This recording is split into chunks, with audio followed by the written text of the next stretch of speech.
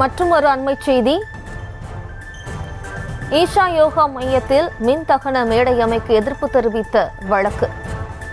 தமிழக அரசு பதிலளிக்க சென்னை உயர்நீதிமன்றம் இன்று கெடு விதித்துள்ளது. கூடுதல் விவரங்களோடு இணைகிறார் நமது செய்தியாளர் மதியழகன். வணக்கம் மதியழகன், வழக்கு தொடர்பான விவரம்.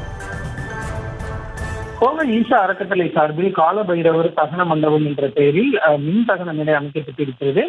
குடியிருப்பு நீர்நிலைகள் பகுதியில் இந்த தகன மேடை சட்டவிரோதமாக அமைக்கப்பட்டுள்ளதாகவும் அதனை அகற்ற உத்தரவிட வேண்டும் எனவும் இக்கரை பொலுவாம்பட்டி கிராமத்தைச் சேர்ந்த எஸ் என் சுப்பிரமணியன் என்பவர் சென்னை நீதிமன்றத்தில் மனு தாக்கல் செய்திருந்தார். இதே போல அப்பகுதியைச் சேர்ந்த ஆதிவாசிகள் முருகம்மாள் உள்ளிட்டோரும் தகன மேடை அமைக்கப்பட எதிர்த்து மனு தாக்கல் செய்திருந்தனர். செம்மேட்டைச் சேர்ந்த சிவஞானன் என்பவர் தொடர்ந்திருந்த வழக்கில் கடந்த 2024ஆம் ஆண்டு ஈஷா அறக்கட்டளை சார்பில் நடைபெற்ற சிவராத்திரி நிகழ்வின் பொழுது அருகில் உள்ள தனது தோட்டத்திற்குள் கழிவுநீர் வெளியேற்றப்பட்டதாகவும் இது குறித்து நடவடிக்கை எடுக்க உத்தரவிட வேண்டும் என்றும் கேட்டுக் கொண்டிருந்தார். ஈஷா யோகா மையத்திற்கு எதிராக தொடரப்பட்ட அனைத்து வழக்குகளும் நீதிபதிகள் S M Subramanian, K Rajasekar அமர்வில் விசாரணைக்கு வந்தது. அப்பொழுது பஞ்சாயத்து உரிமம் பெற்று தகன மேடை அமைக்கப்பட்டு பராமரிக்கப்பட உள்ளதாகவும் இதே போல பல இடங்களில் பராமரிக்கப்படுவதாகவும் ஈஷா அறக்கட்டளை சார்பில் தெரிவிக்கப்பட்டது.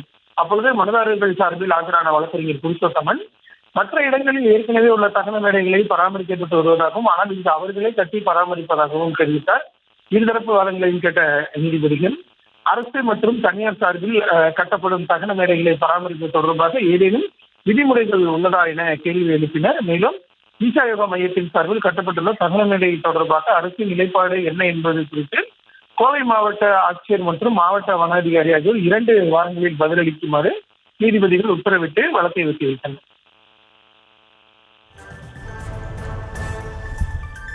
விவரங்களுக்கு நன்றி மதியழகன்.